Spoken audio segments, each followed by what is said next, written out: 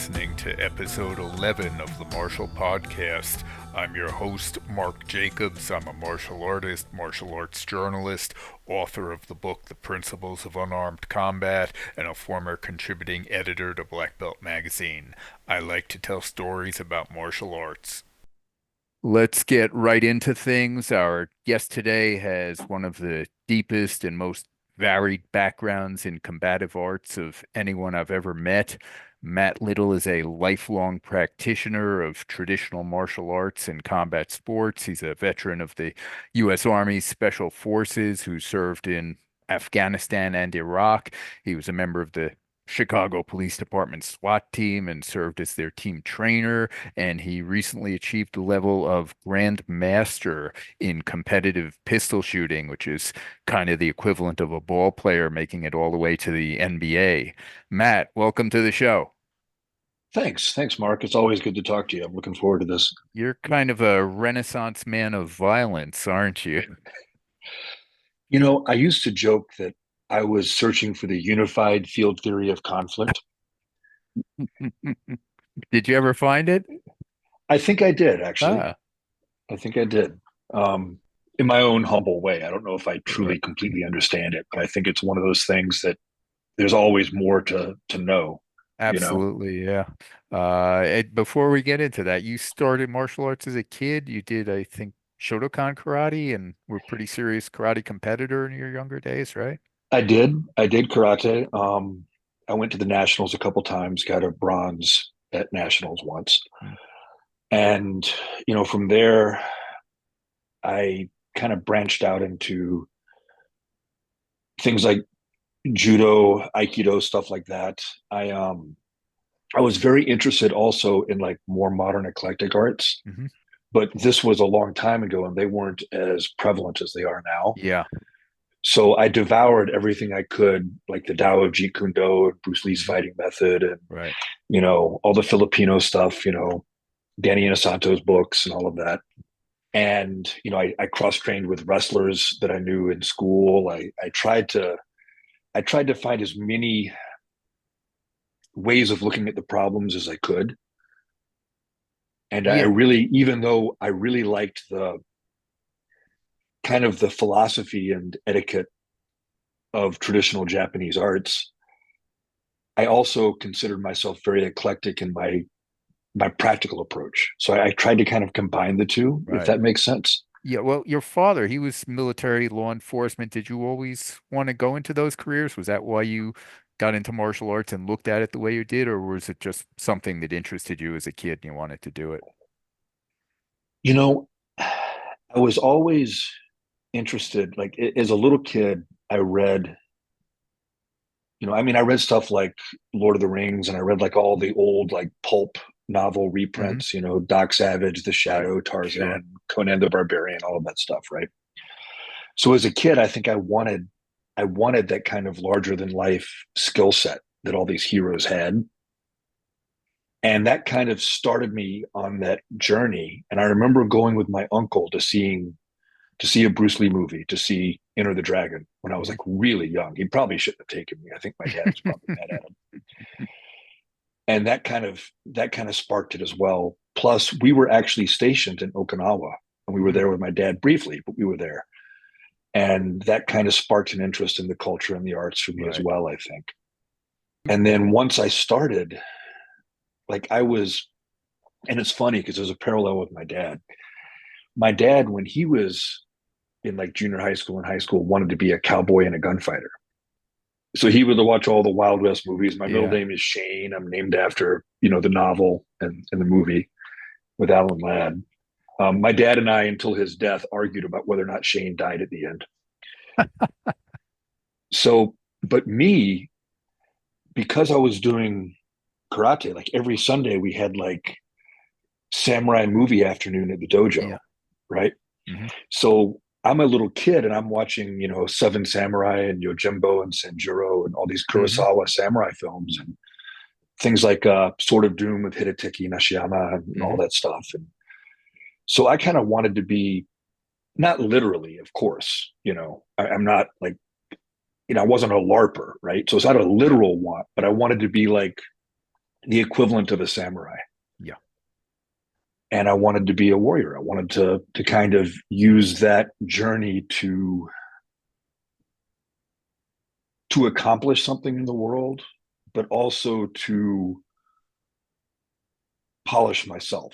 It's It's kind of interesting. twofold. Yeah, it's interesting you say that because I think that's a common attitude, common thing martial artists say that they're warriors or they want to be warriors. And I never like to say that about myself because implicit in that to me is you actually go to war. You're somebody who joins the military and is willing to go to war, which you have done. You are legit, yeah, at a very high level you are legitimately a warrior. I would never say that about myself because I've never gone to war. I've never served in the military. Do you think that that's kind of an overblown thing in martial arts for at least for most martial artists? So I have some thoughts on this, and it actually ties into shooting Hmm. as well, right? I have been guilty in my younger days of being very dismissive of people that weren't doing what I considered the real thing. Hmm. You know what I mean? Yeah. And it's really easy for somebody who's been in the war on terror and been to Iraq and Afghanistan to dismiss the people that put on the gear and go to the range as play actors, right? Hmm. And to say, well, you had 20 years, you could have done it. Yeah. And sometimes I think that's true. But I also think that if I'm going to be fair, I spent years of my life learning how to swing a Japanese sword. Hmm. That is not something that I needed to know Yeah.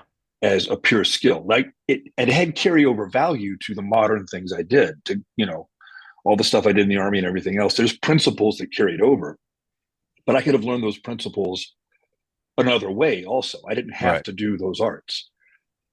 So sometimes I think that the people that do that are doing it as a martial art. Hmm. And in that case, I'm okay with it, right? Like that, if you're doing it as your journey, your craft, Yeah. your attempt to find mastery Yeah. over yourself and your environment, I'm Yeah. perfectly fine with it. Yeah. If you're playing games with it, I'm not. And I kind of feel the same way about martial artists, but I want to kind of like make a distinction here, right? Like Hmm. it's okay to be the aikidoka who never wants to be in a fight and who does it for self development. That Yeah. is okay. Just don't lie to yourself about it. Yeah. That's something you definitely see in the martial arts world, maybe to a little lesser extent in the shooting world, that people ha have these very unrealistic visions of themselves. They see themselves as warriors. They see the art that they're doing as some type of great, all-powerful force that can protect them from anything.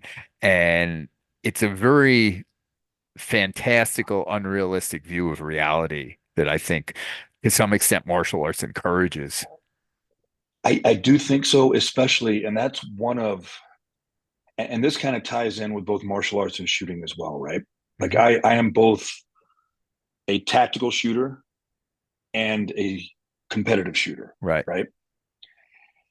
And I've learned that in many ways, not all, the competitive shooting has been better for my tactical side than the tactical shooting. Not in every way, Right. right? But in certain ways. And it's kind of the same thing with martial arts, right? You've got, Hmm. like I did some classical kenjutsu and jujutsu, Hmm. right? Kuroda Sensei from Japan. Hmm. Tetsuzan Kuroda. I don't know if you ever heard of him or not. He was just an amazing instructor. But most of the people that trained under him weren't really fighters. Yeah. And that's okay. But you have to understand the reality of that, right? Hmm. Or like look at an art that I really do enjoy, but I'm not blind to its limitations and its faults. And that's Aikido.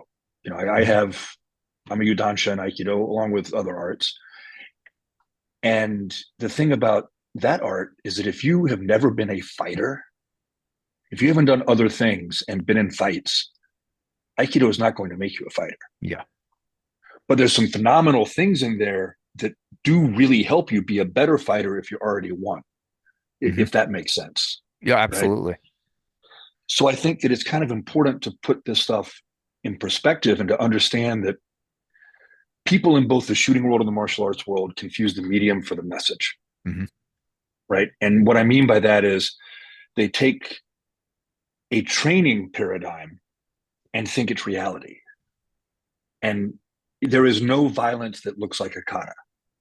There is no gunfight that looks like a USPSA stage. Yeah. There's there's all these things you do in training as a medium to impart the message. Hmm. But people who haven't been in real violence, it's very easy to confuse the medium with the message Yeah. and miss the message. And that's universal, I think, with human nature. I think it's always been that way.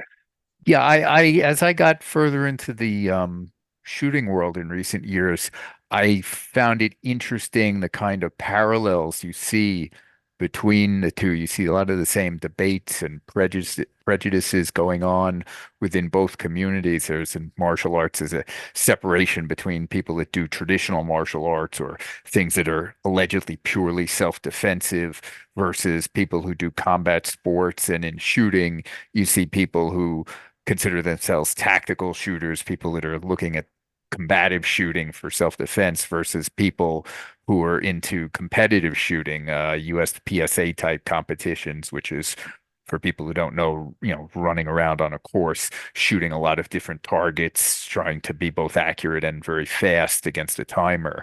And there's those divisions seem very similar. Do you see that parallel? I do. I Yeah. absolutely do. And I think it exists for kind of the same reasons, Hmm. right? In the tactical side, and this has gotten much better in recent years in both martial arts and shooting, right? There's a lot more cross pollination now, and people Yeah. are seeing the value of both approaches. Right. So I think it's gotten better in both worlds, but it still exists. Our mutual friend, Gabe White, I talked with him about this once, and Gabe is one of the top handgun shooters in the world. And he considers himself a tactical shooter, but he's also one of the top competitors. And he likened it that traditional martial arts were like the tactical shooting, and that the kids who got picked on in school, they would take up traditional martial arts for self-defense. Meanwhile, the kids who were picking on them, they'd get into combat sports like wrestling, not for self-defense, but because they already knew how to fight. They just wanted to beat up people and not get into trouble doing it. And he equated those guys, I guess, a more alpha male mentality to the people who get into competitive shooting. And do you see that parallel? You see the same arguments going on in shooting and martial arts as to what's effective in a real fight. Do you? I do see the same arguments, Yeah. and I love Gabe. Gabe's one of my Mhm. close friends. I don't know that I 100%. I think there's a tendency towards that, but I also think that institutionally, like how do we train soldiers and police? Mhm. We train them in large institutional groups with what looks like the tactical side of shooting, Right. right? And part of that is because it's a way to try to use a particular medium to impart the message to a large number of people in a short amount of time. Right. But part of that is because you wind up having, especially in times between conflict, right? Hmm. You wind up having people teaching what they've been taught that haven't done it. Yeah. And that's also what happened with traditional martial arts to a degree, right? Hmm. Because a JKA tournament is not a street fight, right? Yeah. A judo randori is not a street fight. Right. Really, an MMA fight isn't a street fight either, really, Yeah. when you get right Yeah. down to it. You wind up with people that are, and I don't mean generation in terms of a lifespan, but generation in terms of the role as instructor, right? Right. Who are a generation removed from practical experience, who start confusing the medium with the message. Thomas Harris, the novelist, the opening line for the book Hannibal says, technique is the religion of the dangerous trades. And I've always really liked that. That always kind of really resonated with me because it's very true. It's like you hold on to what you've been taught is the way to Yeah. keep you and your friends Yeah. alive. So you develop almost this zealousness about it, Yeah. right? And the true professional doesn't have that attachment, doesn't have that ego, and is able to change with the times. And we saw that Well, like those are people that are actually in the field. So I think it becomes very easy to throw away something that's not working when you're seeing people get killed because of it. Whereas if you're not really getting proof that this works or doesn't work, it's easy to kid yourself and just keep doing the same thing, even if it's objectively not very good. Bingo. Yep, Yeah. that's exactly what I was trying to get to in my Yeah. long-winded way. But you do And that, see, I'm sorry, go ahead. no, no, go ahead, go ahead. No, you do see the people in those kind of professions, at least at the top end, guys like you or Frank Proctor, who's a grandmaster shooter, they seem to gravitate towards the competition anyway, because I think, like Gabe said, they kind of have that alpha male mentality and they want to compete in something. And if they're not actually out there on the battlefield, well, I'll go compete in a shooting competition or an MMA fight or something. Whereas I think a lot of the average people, even in those institutions, they don't have that kind of meat eating attitude, shall we say. So they're just not going to get into competition unless it's forced on them. Yeah, and I think for me, and it's hard. It's hard to put it all on the line, right? It's hard to let Mhm. it all hang out there, Yeah. because nobody wins all the time. Even Yeah. Masashi lost once, Yeah. right? So, but I think it's like as a kid, we are talking about, how I watched all the samurai films and all that stuff, right? I bought the hardcover E.G. Yoshikawa fictionalized account of Masashi's Yeah. life Yeah. when I've I was read like it too. 15, right? Well, and here's a guy that literally life or death put it on the line for his whole life, right? Hmm.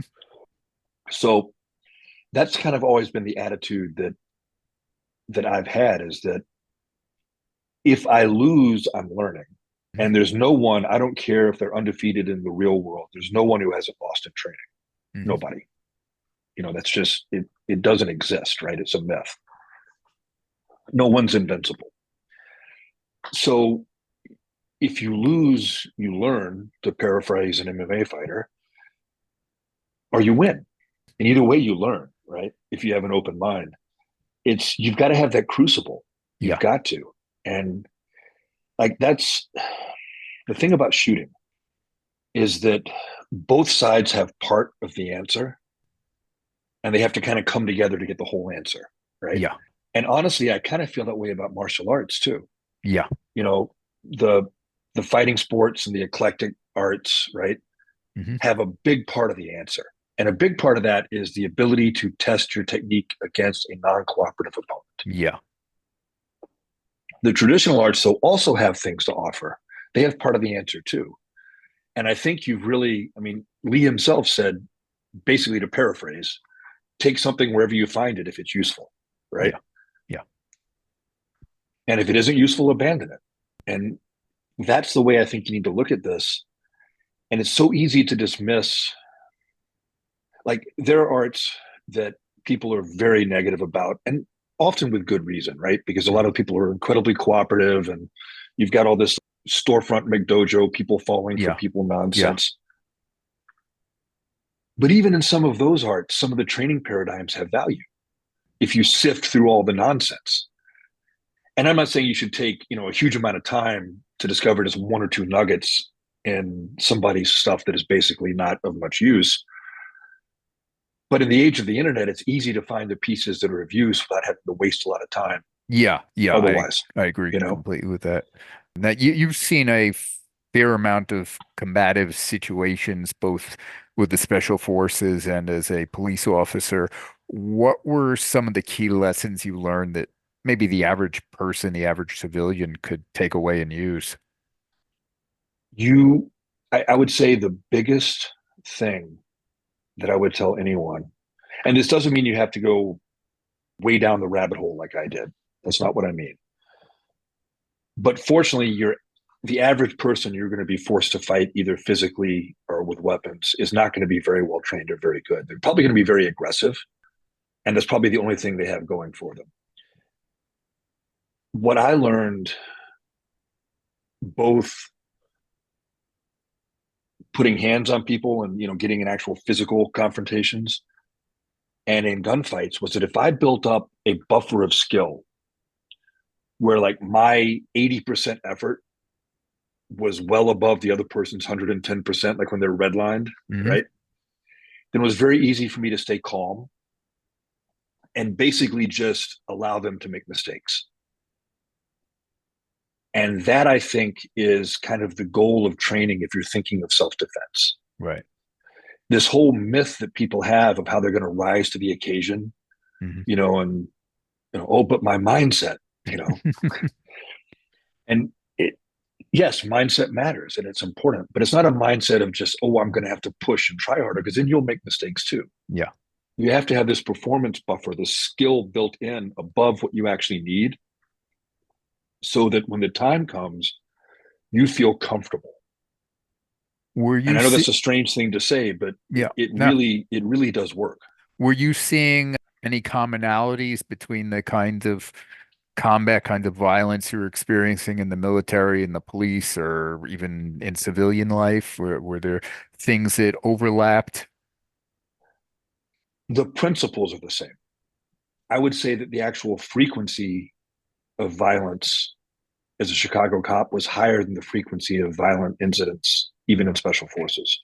The severity, however, was higher on the military side. It tended to be more. There was a lot more involved. Everything up to Yeah. airstrikes and Yeah. dropping bombs and all kinds of stuff, right? So, but the principle, and this is coming back to the whole unified field theory of conflict, right? Hmm. The principles of conflict are the same, and they apply to everything from arguing with someone you don't like all the way up to thermonuclear warfare. The Yeah. principles don't change. What changes is the environment you're applying them in, which involves rules of engagement, involves ethics, Right. all this other stuff, right? And the tools you have and the tools the other person has. What changes basically is the medium you're using to impose your will on someone else.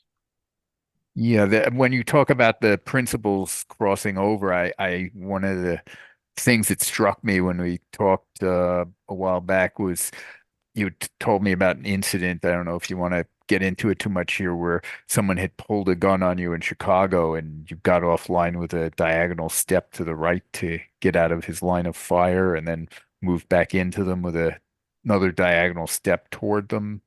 And Yeah, what, that was really, that was proof to me that some of the things that I had been taught on the tactical side actually Mhm. do work when applied Right. correctly, right? Because I remember being sure that the guy had tunnel vision because Hmm. I could see the look on his face when I disappeared. Right. Like I think in his world, I literally vanished, like a bad Shokosuji movie from the 80s. And what you're just And I'm sorry, go go ahead. ahead. No, what No, you're no, go ahead. describing, I think I described it in a book I wrote a few years ago on the principles of fighting as a zigzag step, and I've seen it in a lot of different arts. The late karate champion Joe Louis called it a scramble step, I think. I've seen it in Filipino arts. I learned a version of it in Burmese boxing, and you were applying it in a gunfight. So, yeah, a lot of the basic principles are staying the same regardless of the style or the arena it's being done in, right? Absolutely. I mean, you can read the Book of Five Rings and apply pretty much everything in there to gunfighting. Mhm. Like it's the principles don't change. Like I have a collection of the old Western swordsmanship treatises, right? The Hmm. Italian and German stuff. Yeah. Not because I do historical European martial arts. I never have. I think it's cool, but I've never Mhm. done it. But the principles they talk about are the same. And I Yeah. like looking at that in different arenas because it gives me a way of kind of filtering all this through at a principle based level. I mean, techniques are important, but it's what really matters is the why. Why are you Yeah. doing this way? Why does it work? Why does it work sometimes and not other times? You know? Yeah.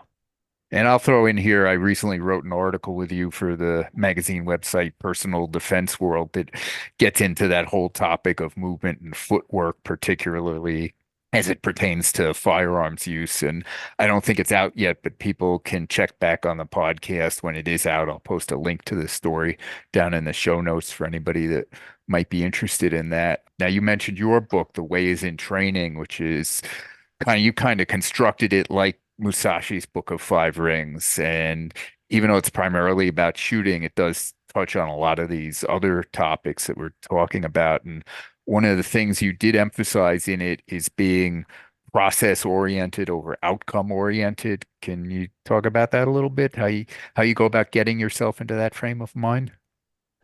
Yeah, and it's easier said than done for one thing. You Mhm. know, it's Well, for some of shooting. us. Shooting, I think, is probably the most zen thing I've done out of any of the martial endeavors I've done. Mhm. Right. The more you try to force it, the less it happens. Yeah. The more it gets messed up. And all of the things that the martial artists talked about are still talk about, but Mhm. going back for centuries, right? Mhm.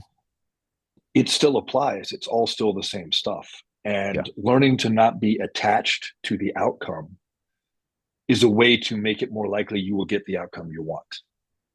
When you start thinking about the outcome, you lose the process. And that's how you make mistakes, you make errors, you're not operating at your best level. And that's how you open the door for your opponent to defeat you. Whereas if you just simply, the samurai used to talk about, the more you want to stay alive, basically, the more likely you are to lose and die. Mhm. So you have to just do the things it takes to win without being attached to whether you live or not. And that's actually paradoxically the best way to stack the odds in your favor to prevail and Yeah. live. And a lot of people seem to think that the samurai got that attitude from various philosophies like Zen Buddhism. But from my reading of it, these were people who developed that understanding on their own through practical experience and just reflecting on what was successful for them. And then they were drawn to things like Zen because it was expressing something they already understood, but maybe couldn't say quite as well as the various Zen philosophers could. Right, the commonality. But then if Yeah. you look at like modern sports psychology, Hmm. it's really no different. I Yeah. mean, the flow state, the Yeah. zone, whatever Yeah. you want to call it, is the exact same as Mushin, Hmm. as no mind in the Japanese arts. Yeah. It's the same thing. It's just a different way of describing it, a different way of teaching people to attain it. And I think really the only way to get into that state is just through a vast amount of practice and experience. And Would you? I would absolutely agree. Yeah. And just like you said earlier, it comes easier for some than others. Yeah.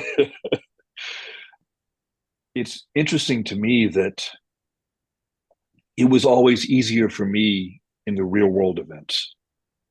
It was easier for me to feel like I had nothing to prove, I guess is the best way to put it.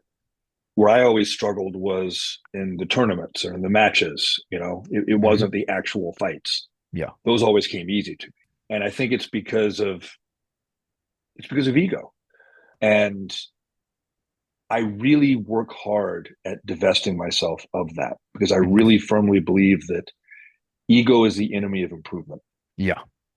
The moment you're attached to appearing a certain way, you're no longer developing yourself. You're Yeah. stuck. Yeah. I've talked to a lot of pro fighters about this, and not too many of them really fear injury or being hurt in the ring or the cage, but they fear the losing because it's such a blow to their ego. Yeah, and I think you have to to reach your potential, I think you have to let go of that. And once again, it's far easier said than done, but it's a thing I think you should strive for. Yeah. And you do have good advice about that in your book. And I'll mention here, you touch on different topics in your book, and we probably don't agree on a lot of political topics, but one thing I did appreciate that you mentioned in there is the importance of not demonizing people whom you do disagree with. And I don't like to talk about politics, particularly on this show, other than to just say I think it's important that people can sit down and have a respectful conversation with someone who they might disagree with on certain things, and then still walk away as friends at the end of the day. And I would hope that anybody listening can take that to heart. I agree, and I miss that in our country and our culture. Yeah. I remember a time because like the classical arts, right? Because like I always did both. I did like the modern and the classical stuff, Hmm. but the classical arts, have kind of two camps of people. You've got Hmm. kind of the rough and ready people, kind of more like I was, right? Hmm. And then you've got the spiritual seekers. And you see that in karate, you see that in aikido, you even see it in judo, although judo is more sportive Hmm. than the other two. But I remember being able to have a get together with everyone from the dojo, and the two camps typically had very differing views politically, right? Hmm. And I remember being able to talk to everyone and disagree and still have affection and friendship for each other. And it wasn't that big a deal. It wasn't the way it is now. And I wish we could find our way back You to know, that. I think on a small scale, people can deal with individuals, and even if they disagree, they may, once they get to know them, be able to think of them as friends and not hold any disagreements against them. But when you start thinking in a group versus another group whom you're not sitting there talking to, you're just imagining them as some abstract entity, it becomes very easy to demonize them and think of something they're completely different because of, tribalism. We all put ourselves into little tribes, and anybody that's from outside that tribe, a different group, they must be bad or evil or something. Well, we are by nature a tribal animal. I Yeah, mean, we are. The yeah, human species is. yeah. And you see that very strongly in special forces. It's almost it we joke about it actually Hmm. among ourselves, where you fight among the people on your team like people in a family fight, right? Hmm. But against the other five teams in the company, you're united. And then But when you those fight, teams have to fight but against an outside another force, then company, they're yeah, all when it, united. Yeah. yep, but it's another company, then we're all together. Yeah. Yeah. And it works it's all the way up to, the whole SF regiment versus the rest of the army, right? Yeah. Yeah. It's, Yeah. we'll stand together against somebody else, but once we don't have Yeah. somebody else, Yeah. we're fighting amongst each other. And that was okay when we were in small nomadic clans, but when we're in a country of 300 million people with diverse backgrounds, diverse opinions, the tribalism can tend to be a problem. It can. It can. Yeah. And I think for me too, is I tend to be, I'm kind of equal parts philosophical and pragmatic, Hmm. if that makes sense. Yeah. Like I'm kind of a practical philosopher, Yeah. right? Yeah. Um, so I tend to be very, yeah, just very pragmatic about things. I'm like, does it work or does it not work? Yeah. Does it make things better for our species or does it not? Right. Does it make things better for our country or does it not? Yeah. And that's kind of how I judge things. Yeah. It's not, it shouldn't be a personal thing. Just Yeah. much like fighting Yeah. isn't really a personal thing. Well, there's no better example of tribalism than martial arts, I think. Yeah, no, I think you're right. One thing I think we are in total agreement on is combative methods and how you go about training for different forms of combat. I think, like me, you're a big believer in doing some kind of realistic training against non-cooperative opponents in martial arts that can translate as putting on gloves and headgear and getting into a boxing ring against someone who's legitimately trying to knock your head off. Because no Or matter how, working your grappling on yeah, the against mat somebody in who's going to judo try or a to BJJ. body Yeah, there's slam you somebody. and squeeze the life Yep, out of you. Yeah. yep. Because no matter how good your basic skills are, if you've never experienced that kind of pressure-filled situation, like you just said, those skills are probably going to deteriorate pretty quickly in a serious altercation. In the world of firearms, you do that with what's called force-on-force training, where you're using real guns but with simulated ammunition that won't wound people but does sting when you get hit by them. What I found really interesting when we talked about this a while back was you said, while most people claim when they go into combat the first time it's terrifying, you said the first time you went into combat, you felt pretty comfortable because you had done hundreds of hours of force on force training prior to that. I was really lucky Hmm. because of being at Special Forces Hmm. and because of getting hooked up with a trainer, really good guy named Ken Good. He's a former SEAL off the West Coast. I won't hold that against him. He's still a good guy. Did Aiki Jiu Jitsu and some other martial arts, right? So, kind of classical stuff, but he's Right. got a very practical mindset about it as well. And he did a bunch of training actually in Sioux City, Iowa, when I was a brand new Chicago cop. Hmm. And it was federally funded training at a regional training center. So it was free. You just had to show up. So I took all my vacation time for like several years and did this stuff. Wound up being like an adjunct instructor for him for a little bit. I don't necessarily now agree with everything he taught about CQB and stuff like that. But what Hmm. I do agree with is his training methodologies for force on force. Right. And I adopted a lot of them, both as an instructor for the Chicago Police Department earlier on, and then when I ran the training for SWAT. And the reason why I liked him so much is most of the force on force stuff that you do. Oh, and it's really interesting because I just watched a really good like documentary video on the history of CQB and special forces on YouTube. Hmm. Um, and this guy went to Darcy. He was in one of the SIF teams, one of the CQB teams Hmm. for fifth group, I believe. Fifth group or 10th group, I can't remember now. And he went to Darcy, which is a school for CQB that apparently also did this.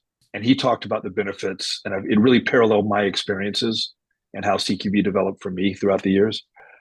But it And for anybody that it doesn't know, it's close quarter combat or close quarter yeah, battle. all the cool guy stuff you see on TV Yeah. where people come in with the submachine guns in the rooms Yeah. and throw flashbangs and all that. It's it's not as glamorous in real life. So getting close to it, practical, actual work Yep. against So somebody that trying to resist you actually does work. yes, Yeah. yes. So the thing about most force on force training, the way it's typically done, right, for law enforcement and military, is that it's very scripted. So you've got, these role players, these op four, opposing force is what that stands for. Hmm. And they're told to, the guy's going to come in the room here. I want you to sit here, stand up, take a few shots. When he shoots you 3 times, you die. Right. And there is value in that sort of like reinforcing the positive experience of your technique and all of that. Like, I'm not saying there's no value in those scripted scenarios, but honestly, the value there is more in the teamwork aspect of it. How you communicate, how you handle the situation, command and control, that sort of thing. When it comes to the actual gunfighting, you need to have unscripted exchanges in force on force. And one of the things I used to do, and I stole the concept from Ken Good, although I changed it. He used to set up basically a field of barricades, and two people would start on one end and two people would start on the other Hmm. end, and you'd be fighting each other in this field of barricades with force on force. And I would use that as a drill. But then when I would do like sparring, so think of that as like, in the classical karate world, 3-step sparring, right? It's Right. still a drill, but Right. you're working on being combative. But then when I wanted to like really have like a team level, basically sparring session, I would take one squad of SWAT guys and have them breach point one entrance to a building. Then another squad would breach point a separate entrance to the building. And they each had the same scenario. You're going after a team of highly trained terrorists who are in this building. And that's the only instruction they got. So now they're actually having to use their teamwork and gunfight against people who are basically their mirror image, who've been trained as well as Right. them. And it looks very, very different than the clean, beautiful CQB you see when it's scripted. Yeah. It It's makes perfect sense because there's always going to be unexpected or random things that come up when you're going against somebody who's trying just as hard as you are. well, and it's chaotic, right? I mean, Yeah. people who don't have experience with real violence think of violence as this kind of glamorous dance choreographed thing that you see in the movies. And don't get me wrong, I love action movies too. I love Hmm. martial arts movies. And actually, when it comes to martial arts movies, in my mind, it's almost the more fanciful, the better. Because Hmm. then I can just like disassociate myself from reality and enjoy it, right? Right. Right. Like I think I'd rather watch for entertainment. I think I'd rather watch like, a duel between Obi-Wan and Vader in Star Wars than something truly brutal and realistic. Not that I don't enjoy those too, but I enjoy those more as See, when I I see like how that realistic better they than are, any of the newer Star Wars movies because at least it resembled realistic moves like they would do in Kendo Kenjutsu, whereas Yep. now they're flying through the air, doing triple flips. But I'm old, so I guess I like the older type of choreography. Yeah, well, I mean, a little more subdued, I think, is a Yeah, little more minimalist is better. yeah, But you know what I'm saying, yeah. right? No, I do. People think that violence looks like a martial arts movie when it Yeah, doesn't. yeah. That's not It's what true violence looks like.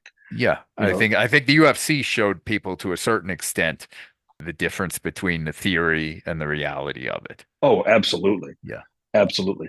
But it's the same in the gunfighting side too, right? right. When you see video, even of highly trained people in a real gunfight, Hmm. it doesn't look like the dry runs in the CQB shoothouse. That doesn't mean the dry runs don't have value. It's like Yeah. You're trying to get as close to an ideal as possible. You won't get perfect on the money in reality, but the closer you can get to that perfect ideal that you've worked toward in yep. practice, the better you're going to be. Well, and I kind of think of it as like, and I'm not a musician, so Mhm. this is academic knowledge, but I do enjoy listening to jazz. Jazz is chaotic, right? Yeah, Jazz, you come off the melody, you come off the rhythm, but if you don't know the melody, you can't improvise off of it. yeah, If you don't know your scales, you can't play the melody. And that's the same way this stuff works. If you don't know how to do a hip toss or punch or kick or how to pass the guard or how to do, a bill drill as an engagement sequence or do a rapid, emergency slide lock reload. Like if you don't know those things, then you can't even play the melody. yeah. And you can't improvise off the melody until you can play the melody, Now, right? something else I think you said that I agree with is that our knowledge of what works in a fight, whether that's with empty hands or with a gun, has probably never been as good in all of history as it is right now because we've been watching the UFC for 30 years. We fought a 20-year war in Afghanistan and Iraq that taught a lot of lessons, and even all the video footage that's now readily available of police or civilians engaged in violent altercations is instructive. And we've never had tools and experience like this before. Can we say with certainty now that we know this is how people should fight, both with weapons and without? And this is how they should train? Is that a settled matter in your mind? The broad strokes, I think, are settled in my mind. Mhm. It's one of those things, much like something we said earlier, where some topics, no matter how much you know, there's always more to learn. So I don't think we'll ever have truly gotten rid of every small little variable with complete certainty, right? Hmm. But I think we have a general understanding that far surpasses anything in history. Yeah. I would stack the modern warrior class, and I'm going to include like certain police officers in that as well, even though people don't like to use the word warrior with police, but that's an argument for politically correct people, not me. Because warriors are protectors as well, in my Mhm. mind. If the warrior's doing it for the right reasons, they're a protector, not just somebody who's just solely doing violence. So we have a warrior class now that I truly believe is the equal of anything that's ever been and surpasses it. And you look at the stuff like look at even the things we were talking about the Book of Five Rings, Mhm. and even in the Book of Five Rings, Masashi is lamenting how so few people are teaching things the true way. And that could have just been an ad for his school. Who knows? Yeah. But I think it's more an issue of it's kind of always been that way, where you've got the people at the top of the food chain that really understand it. Then you have a bunch of people that kind of pay lip service to it, but don't really get Yeah. it. And that's probably always been that way and always will be that way, that there are a handful of people that gain an understanding and the great majority of other people that to one degree or another will follow but not really understand it. Well, and like look at the famous quote, the famous Greek quote about how the warrior will bring the other 100 home. Hmm. You know the one I'm talking about? Yeah, yeah, Out of every 100, 70 are nothing but targets. 30 shouldn't even be there. It goes right. on and on. Yeah, But that shows you that even in Sparta, you had 3% that were the real deal, And I Uh, think that's just kind of the nature of it. yeah, there's probably not just in warfare or martial arts, but in most human endeavors, there's a certain small percentage of people who are really intelligent, rational, have applied themselves with a lot of work. But, it's that handful of people who are brilliant in a field that should set the attitude that others aspire to, I would think. Yeah, and there's a cost too. And I Yeah. think some people simply don't want to pay the cost. You know, there's a law of diminishing returns for everything. It takes so much more effort for each successive 1 or 2 percentage points of skill and understanding than it Yeah. did for the ones before it. And the further down that rabbit hole you get, the harder it gets to keep going. And you've got to really have, I don't want to say special because I'm not implying that one type of person is better than the other. You know, if anything, the people that are less driven are probably a little bit happier in general, I would think. Yeah, I would agree with that. A world champion shooter once told me that nobody whose shooting was good ever thought their shooting was good. And I think that applies to everything, right? Like, you know, Yeah. the people that are really, really good at it are not satisfied. Yeah.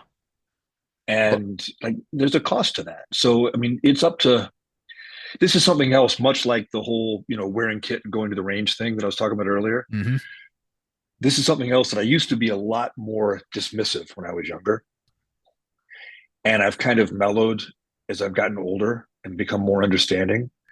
Not everyone has to be the guy chasing the dragon, right? Mhm. It's not it's not necessary for everyone to do that.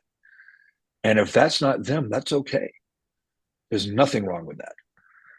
As long as they're, you know, productive and help the world and the people around them in some Yeah. way Yeah. and don't hurt people Yeah. unnecessarily, who am I to say they should be striving harder or working harder? It's not my decision.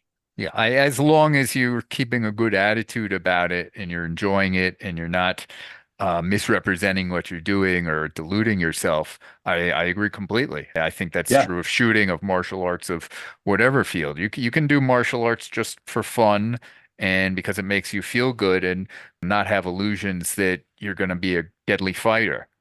And that's great. And let's face it, for the average civilian, you're probably never going to get into that really serious life and death situation where you need to fight for your life. So, who's more realistic? The person that's doing it and it's making them feel good, or the person that's doing it saying, I have to train like this is a life and death fight?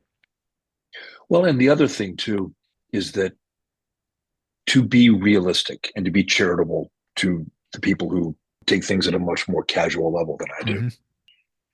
I do this as a martial art. Like this is the way my mind has worked since I was a young kid, Yeah. right? So for me, it's not about winning the fight anymore. I hope I'm never in another gunfight again. I'll be happy if I never get in a fist fight again, Hmm. right? I'm retired. I've moved past all that, hopefully. So for me, I do it just as a journey of self improvement. It's Right. my zen. It's Right. my moving meditation. It's how I Yeah. discipline my life, right?